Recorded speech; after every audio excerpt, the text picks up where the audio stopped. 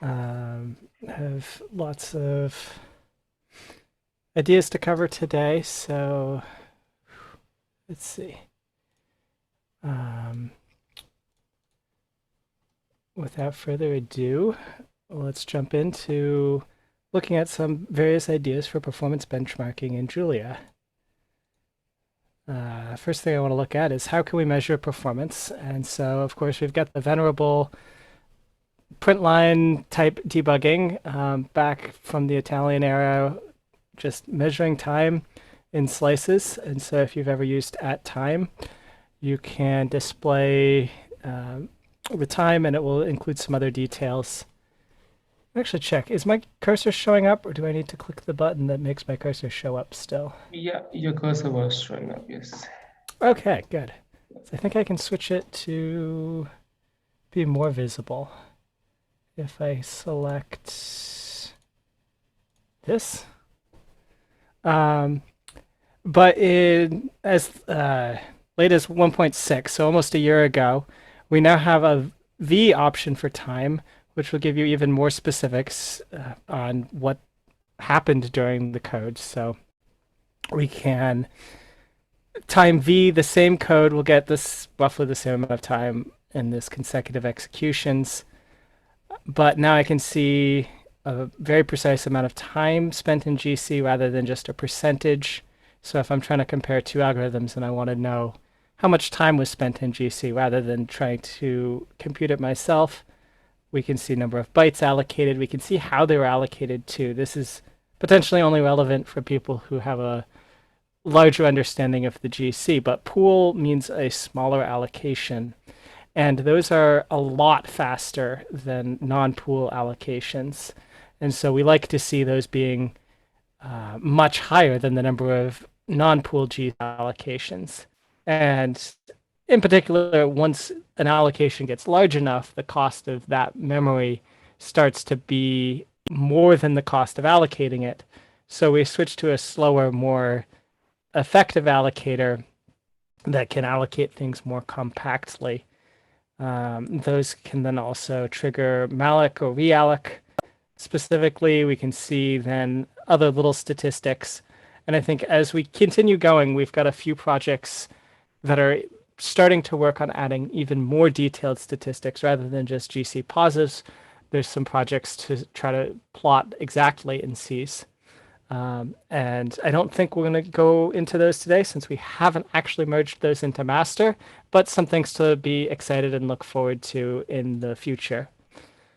Another really great tool to have in your tool belt is benchmark tools. This is, we'll switch to a live demonstration of this in a second here, but this allows us to put a macro in front of our code and get a bunch of repeated executions and get some summary information from that. So if I go over here, I've prepared a set of useful things in VS Code here with the Julia extension installed. So I can go ahead and I hit Shift Enter, and that ran using benchmark tools. And so that's should be starting up Julia and executing benchmark tools. Did it finish yet? No, it's still evaluating. Okay. And now benchmark tools is available. I popped open a REPL here.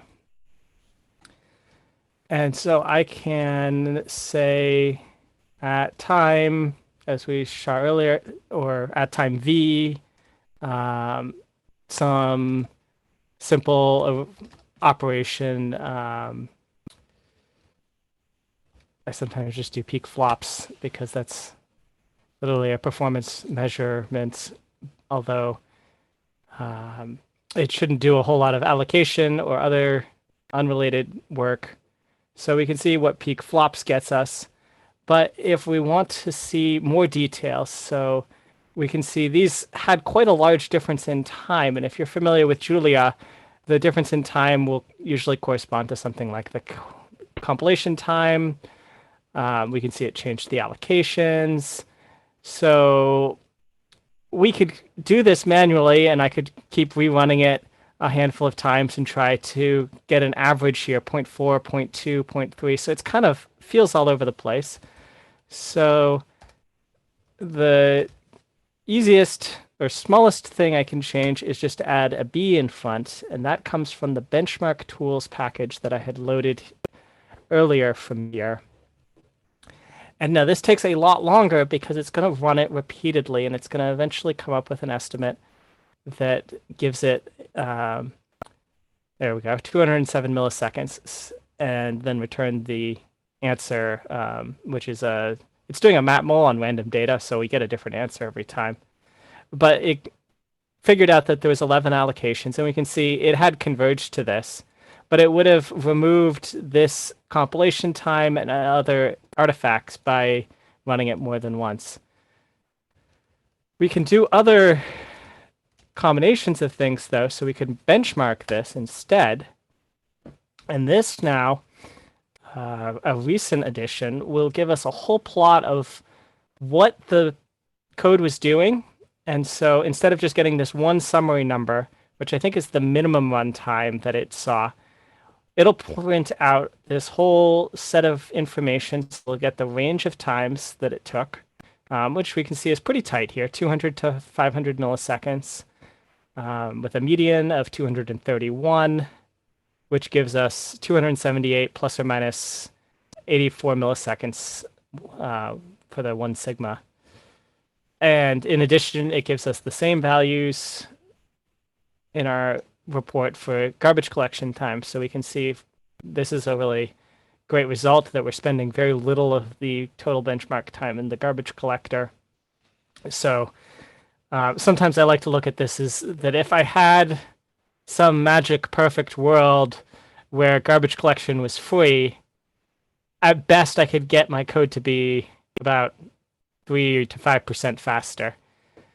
But that would also imply garbage collection could be made free, which usually we're just trading costs. So this is a great number to see. And so it gives us the same memory estimates, and then it plotted the histogram of how each trial fell on that graph, and then you can see median is blue, so it's got a long tail. It's not quite an even symmetric distribution.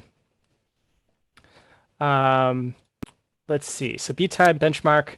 The other great one that just got added to be aware of is profile. So if you're familiar with the profile macro from back when I talked about it in April, there's a challenge sometimes in getting enough samples so that you can actually see the performance that you want.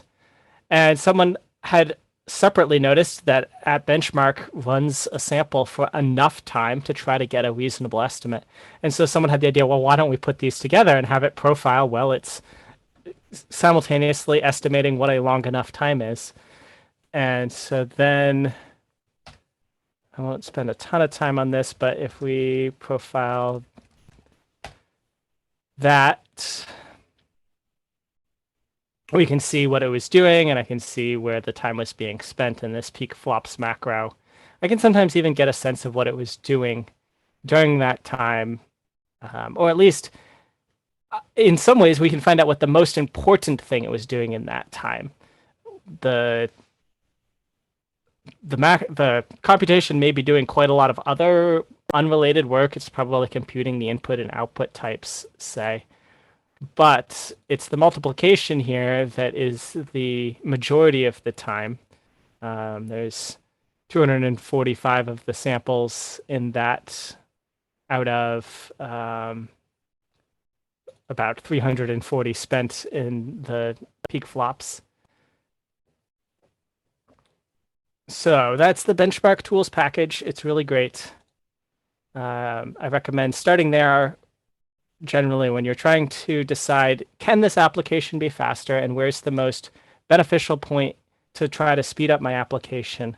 This is a very useful place to start. But again, in this theme of automation, where benchmark tools helps automate us just at timing something, we've got some tools out there that help us profile code on an ongoing continuous basis. So we've got this nanosoldier guy, and we run that frequently, so we make sure each release that comes out doesn't have regressions, and then we can also monitor on an ongoing basis whether there's been any regressions in performance, so that people don't get surprised by, oh, why did Julia get 100,000 times faster? Oh, we missed this optimization. We turned this off. We thought that didn't do anything. And so it's been really helpful to make sure as we make changes to Julia, in the same way that we CI for correctness issues, that we have this CI for performance issues. And so this is located in the base benchmarks. Am I able to click these? Okay, we'll jump over here. This is located in the base benchmarks repository.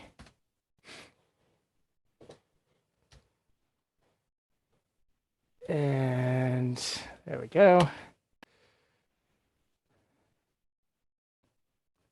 So if you have a core part of your algorithm that you know is really important, this actually takes pull requests for people to add their own kernels to say, this is really important and it's really unusual. So we want to make sure it keeps performing well. And so we have this large range of different things, anywhere from the classic shootout benchmarks that compares many different languages to some arbitrary problems, to some I/O performance. We've started adding some front-end performance ones. These are all the things that we track. And then we run it on a bot called NanoSoldier. And this will publish on demand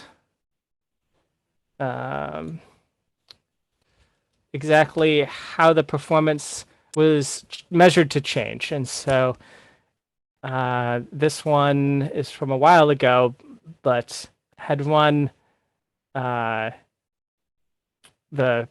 benchmarks. We also run tests, but so tests are our CI, benchmarks are our performance, also CI, and we produce a job report similar to this one that says, for the benchmarks that changed somewhat significantly, how much did they change by? And this isn't going to show too much. There's a bit of noise that we've been working to try to improve, since sometimes just running performance benchmarks can have more noise than we would like it to. And that's definitely a challenge that I'm not going to cover in too much detail, other than sometimes it's just tricky that it might say 1.5, so 50% slower, but it turns out if you rerun that, it would not get, it would not be repeatable. This would get much faster. I see there's a question of whether this is on a dedicated host or GitHub Actions. It's a little bit in between. This is on AWS right now on a somewhat beefy but not reserved machine. So AWS doesn't let me turn off their frequency scaling, which can add a bit of noise to this. And there's also the possibility it's got some NUMA nodes that are sharing workloads with other hosts. But on the whole, it's relatively stable. When we had a dedicated machine, it was quieter than this. And a lot of these thresholds are still tuned based on running on a much quieter machine. But it seems that it is stable enough that we can go back in and re-execute the ones that are listed here if they show up. This is generally only for the base repository. There's some ability, someone could probably take this and make it usable for themselves. But we have already a version of it that is made to be plug and play so that other projects can use similar benchmarking tools. So Benchmark CI, which also operates the package benchmark API, will allow you to declare a GitHub action workflow and see in CI in real time how PRs and changes to master have been affecting performance. So if you choose to make a benchmark pull request to NanoSoldier's base benchmarks, we'll track those continuously and we'll try to avoid regressions on them, and every now and then we may even improve them.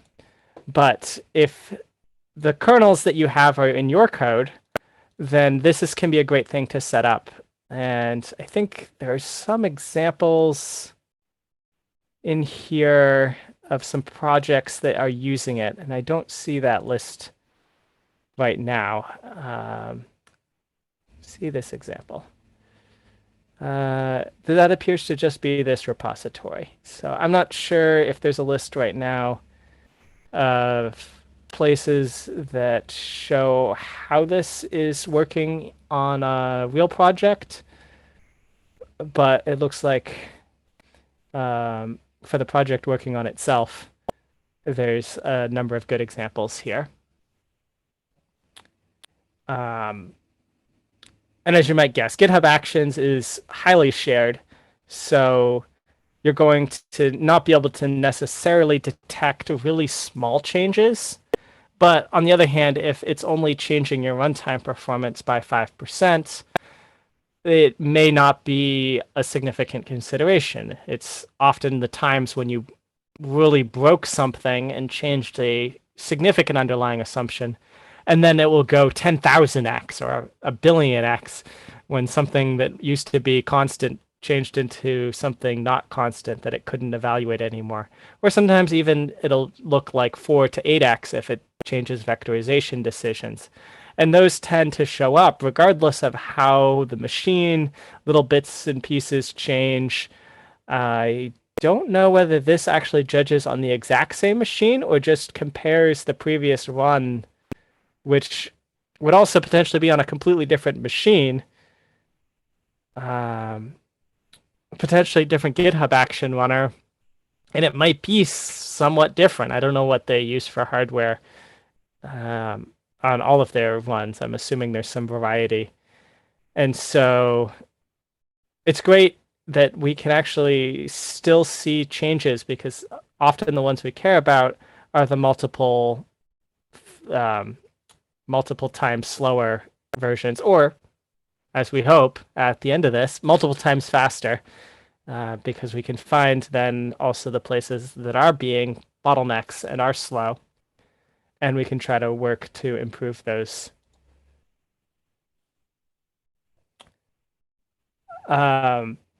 There's two parts to performance. So a lot of what I've talked about so far is the runtime performance, and that can be found through a number of different tools. And while we're looking at that, we can actually also look at compile time performance. And sometimes we know that the code will run so fast, if it just finally gets started, that it can be worth thinking about how much specialization am I causing this code to do at compile time that will never get paid back in runtime performance. One aspect of Julia that we've been very happy with is that often we find the compiler effectively pays for itself. We'll sometimes run the test suite, say, in an interpreter, and we'll find out occasionally it'll run at about the same speed, but often it runs far, far slower. And we want to make our interpreter faster, which will put even additional pressure on the compiler team, partly myself, to make sure the compiler stays ahead of that, so that as much as we can improve the speed of the interpreted code, sometimes it'll always just be a little bit better to get a compiled version that simplifies the code, even though that takes a while and it has a significant latency. It still is better to wait that latency and then execute the problem than it is to try to execute the problem but do so very slowly. And so some of the tools for looking into this, one of my favorites for looking into code and learning more about it is called Ctulu. And there's Ctulu. Actually, I'm just going to hit run, so that'll execute this whole file over here in my terminal session and get all of these various tools available to me, and as well as some sample functions that I had defined earlier.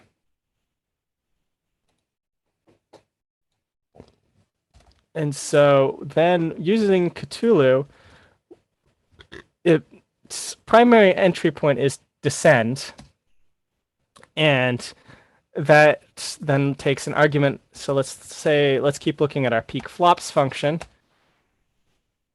And so the first thing it's doing is compiling peak flops, and it always now compiles it from scratch, as if nothing else had ever been compiled before, which you can see takes it a little bit longer than when I re-executed peak flops. And that's partly done intentionally so that we can measure the time it takes to compile that and make sure that there aren't side effects from having already defined it in various other places. So what we're looking at here is all of the different operations that we can execute, all of the different views that we can execute, and some actions that we can do on it. And I wouldn't generally worry about the advanced features. That tends to be for people who are trying to change the compiler. So I like to switch a few things. So I'll usually turn on debug info, which will give me the line numbers in more detail. And then I will also usually turn off optimizations. So I hit I finished. I hit D to turn on debug info, and then I hit O to turn off optimizations. And now you can see the code exactly as it was typed in. I could potentially see if S works for source code. Yeah, so it tried to refold it into source code. So it just calls peak flops on 2000. And then I'll go back to the AST view with A. Which apparently is re-evaluating it. Oh, so I'm looking at the AST. Oh, I don't usually do that. I want the typed code. So this gives me the types of each function that it's calling. And then I can browse through it. So I can hit enter here to see what the peak flops function does. It's got an internal mangled name here, implementation detail. I can hit enter again, and I can continue browsing through to see what this function does and try to look for things that look unexpectedly complicated or confusing. This may look strangely complicated, but if we looked at the source code for this part, it has this complexity in there. And a large part of it is that peak flops is sort of a magic built in. And so it does not necessarily use good coding practices, but it's thinking. Okay. Yeah, so the peak flops function sort of deprecated and then does some extra work to call the actual one in linear algebra. And so then I can try to browse into this, but actually it's just sort of indicating it doesn't know what the function was that's going to be called. And so it's not in my list of things that can be browsed into. And if I go back to the typed code, there's call here, %11, %12, which is, you have to look back up here. It's calling, excuse me. Actually, sorry, it's this one. %15 is the keyword function for linear algebra.peakflops, but the compiler has no idea what this is, so I can't browse into it. But I can look at the actual one. Excuse me.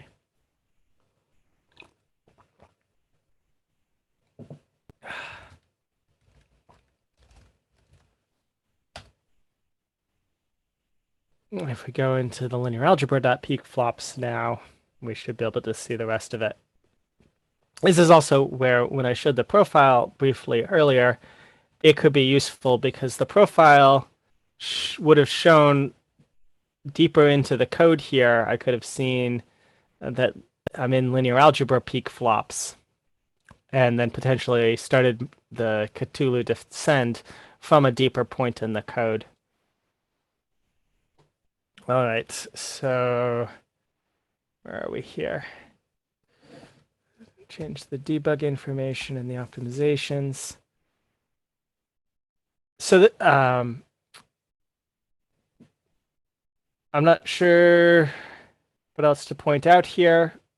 Cthulhu is a great tool for trying to understand what is potentially costing performance in code, or more specifically, potentially, once you see a performance issue in either compile time or runtime through the profiling that we did earlier, we can jump into specific parts of the code and try to evaluate what did the compiler understand about this code and where did it potentially fail to figure out what the code was doing.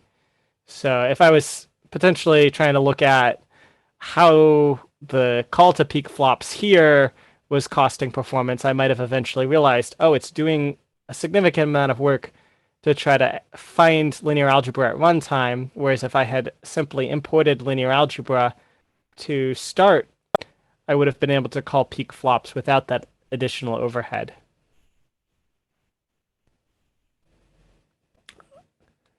Another tool we can look at is called SnoopCompile.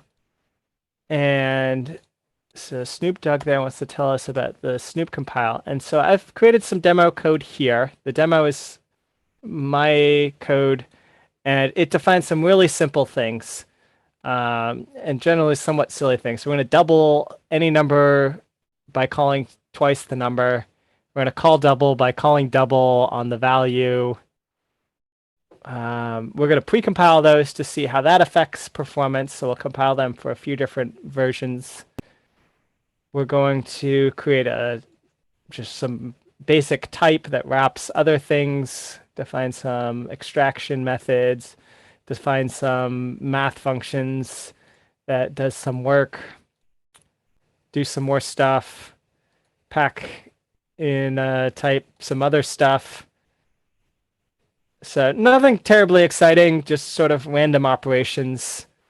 And then I had a few more here. So I was spelling types badly. So I've got a string and I add to the string one character at a time, making a copy of that string every time. And then also does a very simple map function. But in a case where I wanted the map to be slightly less efficient than normal map, but mostly just that it would be a little more clear to show the map function because it doesn't have a lot of extra machinery in there. So if I have SnoopCompile loaded, I executed this file, so that loaded SnoopCompile here. So that's going to be available in my REPL. And if I go back up here through what I've executed before, there's a whole lot of different things that I can evaluate about the performance of the compile time. So this is not showing runtime anymore. This is going to specifically be compile time performance. And so I use this macro called snoop_i_deep. And so that's snooping on inference with a deep evaluation. And then I'm going to call the map pushes function that we just saw here. And I'm going to call that on the spell type one function on a TS array. And actually, I need to define my TS array. So I have the TS array here. And as the description implied, so the length of TS, I've got 800 distinct new types. And then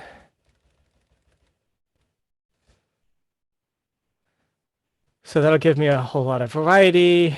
Now I can actually execute this. And it runs fairly quickly, so we should be reasonably happy with this. We can see it was almost entirely compilation time. And it gave me back this inference timing node. And then, so I can start inspecting this. Tnf has a list of children. So the root node of tnf called two functions. It called map pushes and map pushes bang, which is not terribly surprising because I called the map pushes function and it calls map pushes bang. We can ask it to show us the whole thing at once. Print tree will go through and show everything that it figured out needed to be used in order to call this and what percentage of the compile time this took. So again, compile time here is what this measurement is indicating. And there's also a bunch of dot, dot, dots, so it could be kind of hard to see where's all the time going. I can do this call from accumulate by source and flatten. And then I can get also an additional view that's even more compact and sorted. So now we can see our multiplication function. This is the stringing function that combines a variety of objects that was costing the most performance in this. And I'm not entirely sure where the regex comes in this, but I should be able to then see. So if we look at TMS end -1, we will get back this method object. I did not get the right one, did I? Isn't that end minus, oh, end -1. This gives me back the regex expression.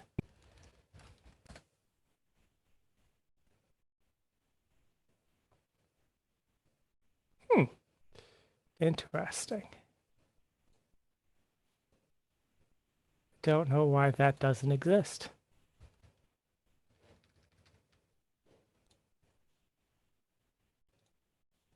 Let's see, I thought there's a regular.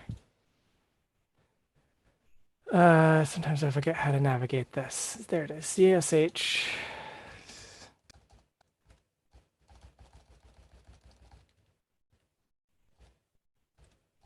All right, I guess that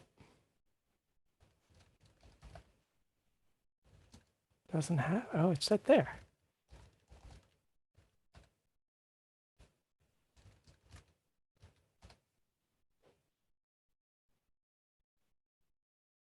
So that should be regex 788. Oh, I see, it's parsing it incorrectly. So for some reason,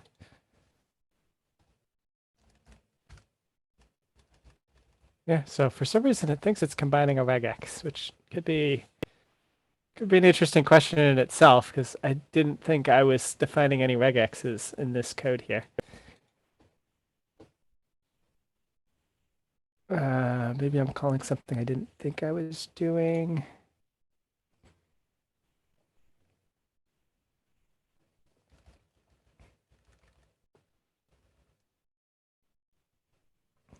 Map pushes on spell type 1 on TS. Yeah, I don't know where that got a regex.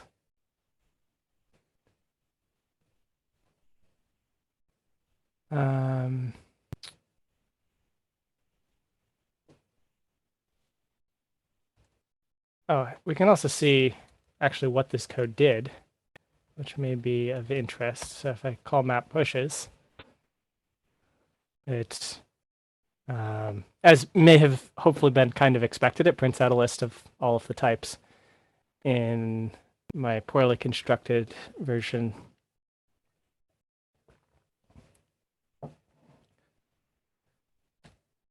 All right, so, but there's actually quite a few other things we can do with this now that we have the data collected into TMS. For example, I can make a flame graph of this data. And then I can print that. So profile view should have opened in the background. There it is.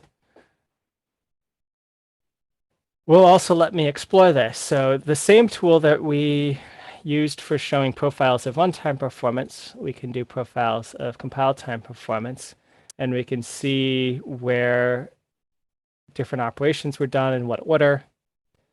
I can click on them and it will print out what was going on there.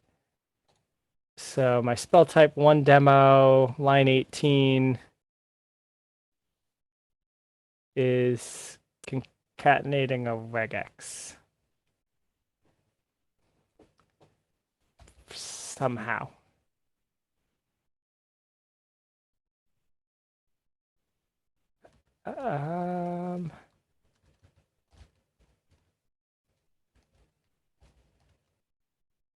What is this?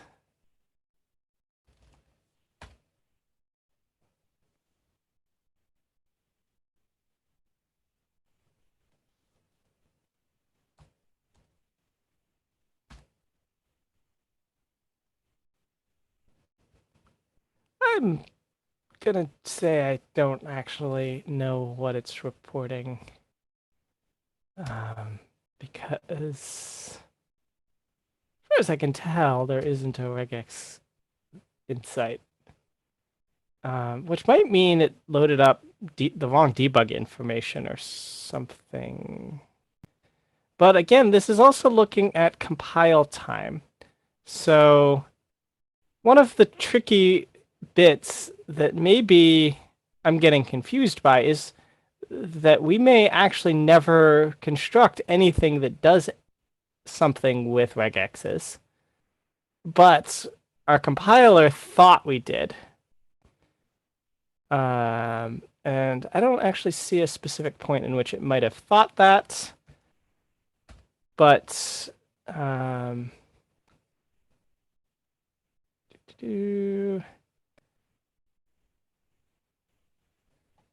but I suspect this may actually be causing it some confusion. Perhaps this is not returning the object that it thought it was. This is actually highly misleading because I did not actually start Cthulhu on the right object. If I wanted this to be a little more accurate, I need to use exactly the same signature that it used here. So in this case, I have no specialize on T, so it's going to infer for any. And yeah, okay, so now I can see where it came up with the regex. And so there was no point in time where the code would actually run into this. But it has started to evaluate what this code could potentially do based on the fact that it doesn't really know what this code does. It knows that T is an object. It knows that unwrap union all will return some sort of object, so it knows name is some sort of object. And then it calls string on that name, and it knows that that will return in some sort of object. Iterating that will do some sort of object. But eventually it does figure out that if I concatenate a string, which it did know was the empty string, with some other object of unknown type, that will always return one of a few object types. So when I concatenate this, 17 is our empty string and 18 is an unknown object, that'll always be missing regex or string. And so it's then computed and worked out that the result of this function must be one of those three objects. And so this could be a case where we find inference is not really doing what we thought it should be doing. And we could potentially help it out significantly. So in this case, unwrap union all could probably be annotated here to be a data type. And that would solve a large portion of this inference issue timing. So let's go ahead and do that. Assuming it's true, but in this case, the array that I constructed shouldn't have any unions in it. So we save that, and then if we redo this descending, we should see a better answer. Okay, might not have figured that out as well as I hoped. Why did not optimizations, and now unwrap union all. Okay, so we're just not getting the updated version here. I'm going to re-execute that. And then re-execute this.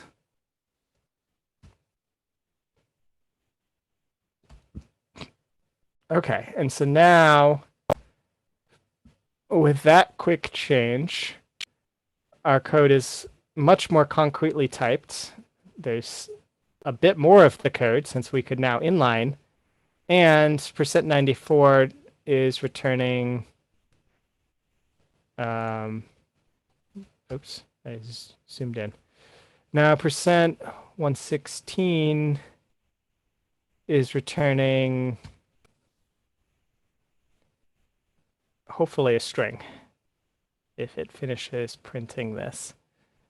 Yes, okay, so now we know it's returning a string, and in particular, it represents this find nodes to say, this is a representation to say information from two different places, and it says I'm either returning the empty string or I'm returning the variable %70. And so we could scroll up and see what's %70, and it's a call to base.string with a string and a character. So everything has gotten the information we want. Really, there we go. I wanted to turn off optimization. So now this should also be a lot clearer that at the top of the function, we have a list of variables here, and everything is fairly tightly optimized. This is our iterator variable, so we expect it to have this type union nothing and iterator value. And everything else is then tightly defined. String is a string, name is a symbol, C is a char. And so that one little type assert helps significantly improve the quality of our function. And now I need to restart Julia because I've already executed everything. But if I restart Julia, I should now be able to see the inference time for spell type 1 is going to be better. And this is where type annotations can really help Julia. When you know something that Julia wasn't able to know. In this case, I specifically no specialize annotated this, so Julia wouldn't be able to know it. And then where's my data?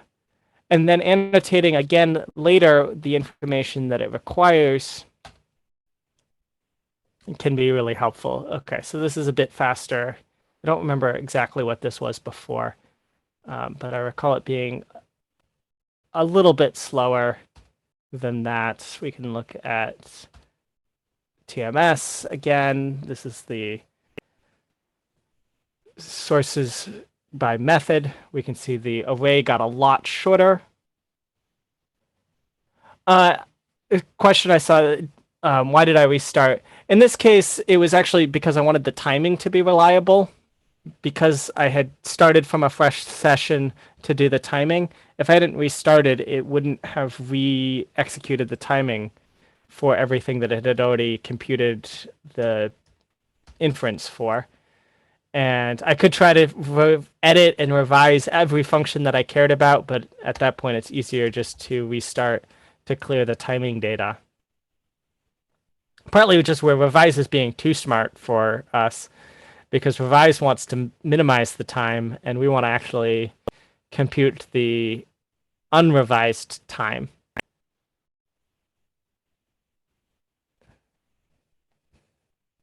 And now to also take this in the opposite direction, so I have no specialize here. If I had just put t here, or actually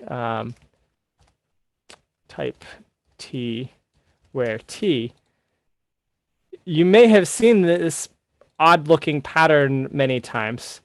And this pattern tells Julia that it must specialize on it. So any variable that appears as where t, Julia will try very hard to make sure it gets a specialization for. It might fail, and that is something it can deal with, but it will try hard to make a specialization for it.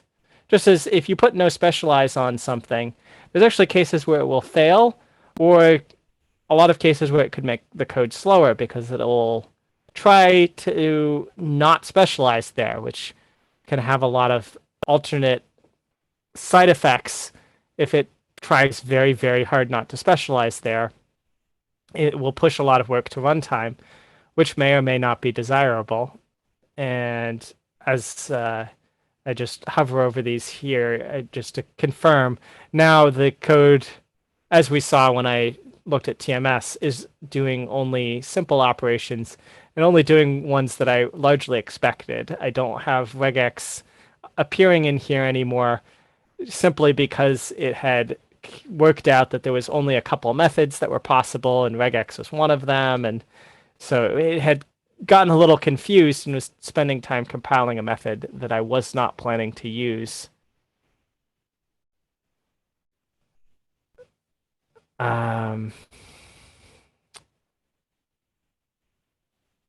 So another good question I got was, how do you compare performance metrics between versions? And I believe there's some serialization support directly inside the SnoopCompile, but I am not. I don't entirely remember the details. I believe you can serialize a lot of these objects. So tinf and TMS, I think, can generally be handled by some of the standard tools like JLD2 or JSON. Do this JSON dot print or JSON.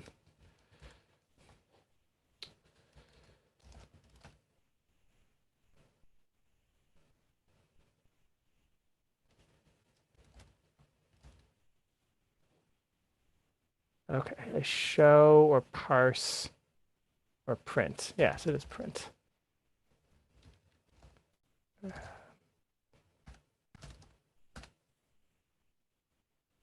Oh, yeah. So I can, for one option would, I think, be to use, no, that did not do what I want.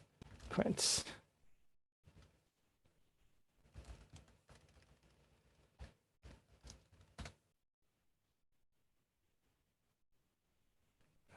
So that one does not work because it's going to try to serialize the module. I think JLD2 is probably generally the right way to go. Or sometimes you have to just do side-by-side views. Sometimes I think the tools are going to have some trouble because it's not going to be sure if you change the name of something or just change where it's located in the file, it may be unclear how to match those up. So comparing SnoopCompile changes can be very tricky. And I think I would say go back then potentially to Profile. Profile has more support for saving and differencing. And tries to match up, I think, line numbers. But because the source code changes, it can be tricky to know how to follow through with those. But so if I had defined spell type this way, so we execute that. Now, if I look at the methods of spell type, I do have two of them. I didn't want two of them.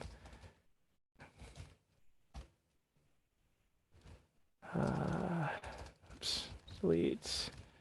method collect, and I want to delete that one. Okay, so now I just have the one method for spell type 1. If I was using revise, it would have deleted it for me. I probably should be using revise. It is a great tool. I just hadn't put that into the environment here earlier. And so this now, when I do the tnf, so I'm going to do exactly the same thing over the same array of types. And there's 700 types in there still, and we can see this is going to take a while. And the problem is I'm going to compile now, because I've specified each t must be a separate function, I'm going to compile 800 different copies of this function. And each of them is going to do pretty much exactly the same thing. There's going to be some slight variation in unwrap union all, and that's about all. And so this, I actually forget how long this takes. This may take a while. And I don't remember if I can interrupt it. Ah, there we go. Okay, so not terrible. So that took 40 seconds instead of 0.1 seconds. Allocated a lot more memory, took a lot more time. And now if I run this again, map pushes, we can see it is very, very fast. It took merely 0.0342 seconds. So this time is relatively excellent. And I think a while back, before I had fixed the colon data type problem, this was a decent amount slower. I think it was even 10 times slower. But it really didn't pay for itself because 40 seconds of compilation time is a significant amount of time to try to recover in executions that only take fractions of a second. But now we have 800 direct children, and so if we had looked at the tnf object here, this will list out every single type. And so you can see we created spell type 1 for this large set of things, and each one was really fast. And so if we were just to plot by the performance of the non-separarized data, we might think, oh, it looks like unwrap union all is actually the most expensive here. But if we are being a little bit more fair to this, we can look at the summarized report from TMS again. And TMS will say, actually, 5 of those seconds were just the spell type 1. And a significant amount of time was in the root. So I think the difference between those numbers is actually probably just the time to create all of those specializations. So we weren't even doing productive work for a lot of those. It was just the overhead of trying to manage all of the extra objects and all of the extra lookups that we were causing it to do. And I think also a lot of runtime dispatch, because the other problem that we created is each call to spell type 1 now needs to be runtime dispatched. And well, this actually worked out really well. And once we've executed it once, the performance of the runtime dispatch is really good. Runtime dispatch can be extremely fast and very performant. But we paid for that in compile time in a really significant way here. So no specialize has a few different versions of it. We can at no specialize around the function, and then I could do at specialize again to change that back. This t, even inside the no specialize, would have forced specialization of that parameter. But if I was to change this back or write it in a different way, so now I could write, say, t is a type in this way. And if we just time that, we'll see it recompiled and executed it very quickly. And actually, the compiled performance benefit is minimal. Oh, wait, no, this is not yet recompiled. I need to look at the methods. Ah, okay. Actually, no, this was recompiled. I was worried that I hadn't changed the signature enough to replace the old one, but I actually did replace the old method here. So no specialize can be used around blocks of code that you know are doing operations on a lot of different objects, whether types or functions or just other random objects. Types and functions are the most common ones, and so actually the internals will automatically do the same sort of thing. So if I did t as a function and I was calling this on a list of functions instead, the runtime sees function here and will implicitly wrap it in a no specialize. So if I want to force it to specialize, I have to write the expression with a where clause, just to tell it, actually, this is important to specialize on. Don't treat it as if it was just function here. So those in combination can be very useful as you determine where the performance is being gained and lost in the code. And there's a lot of other options. I realize we're almost out of time here. So send any questions you have, and I'll try to get to those. And I'll just wrap up here by pointing out, in addition to the no specialize and specialize options, there are other tools. So specialize and no specialize work on runtime information. So they tell the runtime where to specialize and not specialize. We have a corresponding inference barrier that tells inference where it should inspect or stop trying to work so hard to inspect. And so this is a function. You call it with a value x, and inference will always assume that it returns any. And so if you have, these can work together well if you have some value here that has a little bit of variety in type, and it can be just enough that the compiler thinks there's something it can do with that information. Sometimes you know that's not useful. And this actually still allows optimization. So it is specifically only an inference barrier. And so sometimes it'll still propagate information in a very useful way. It may actually still figure out something is a constant and delete it or replace it. There's a lot of options for optimization levels and compile levels that you can apply to individual functions or as command line arguments to Julia. You can see these are all experimental so far, so they're not yet stable, but you can look those up. There's a significant amount of help information that tries to show how those are used. Are these slides posted somewhere? I think the slides will be posted. I'll ask later.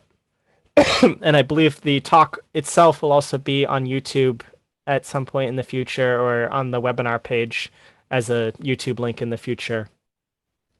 So you should be able to get back to this. It has been recorded for that purpose.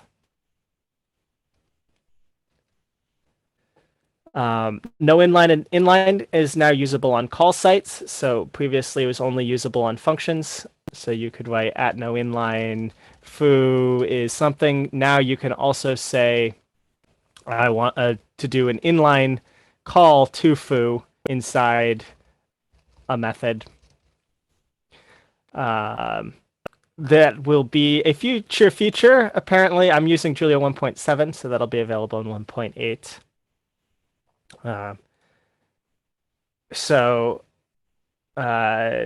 This is just mentioning one place where things can blow up is really large tuples.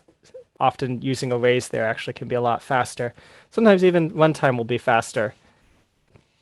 So it just can be really useful to look and decide what's the right tool for the right job. Sometimes it is a tuple and sometimes it's not. All right, I think I see people starting to drop off already because it is past 1. And I'll stay around for a minute if there's any questions.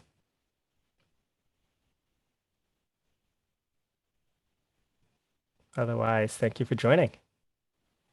And I hope the information was useful.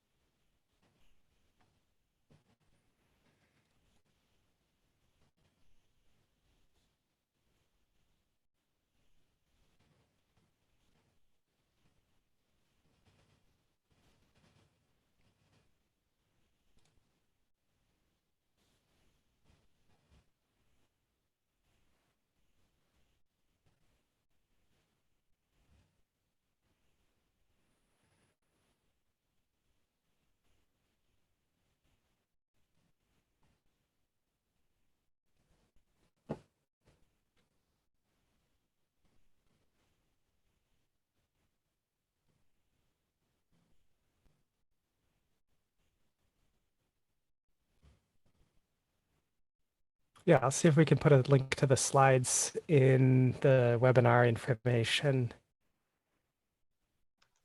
Yeah, I can share it by email as well with everyone. Maybe a link to the slide somewhere. Yeah, I'll send that. I'll send a copy of the presentation to you. Would that be helpful? Yeah, I'll try and figure out how to upload somewhere and share the link. Okay, or just, yeah, message me where to put it. Yeah.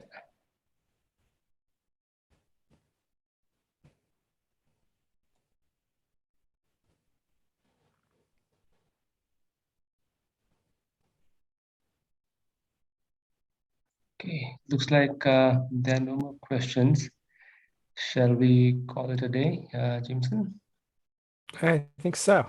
Yeah. Thank you, Yep, everyone. thanks again, And everyone. thank you, Jameson, for Thank this you. webinar.